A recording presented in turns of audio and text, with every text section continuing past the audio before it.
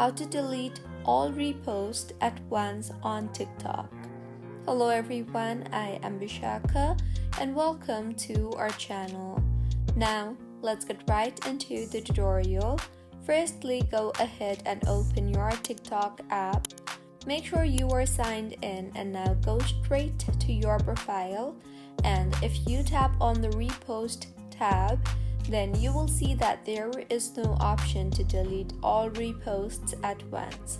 However, if you open the video you have reposted and tap on the share button, then you will see the option for remove post. If you tap on that, the post will be deleted. Regardless, deleting them one by one might be time-consuming and bothersome. So, go ahead and tap on the three lines on the top right of your screen. You will see the option for settings and privacy. Tap on that. Now, scroll down to the bottom and you will see the option for report a problem under the support and about tab.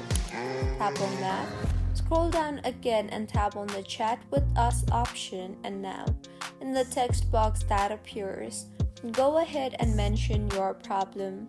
Make sure to be very informative and descriptive while typing in your issue for better and quicker responses from the support team.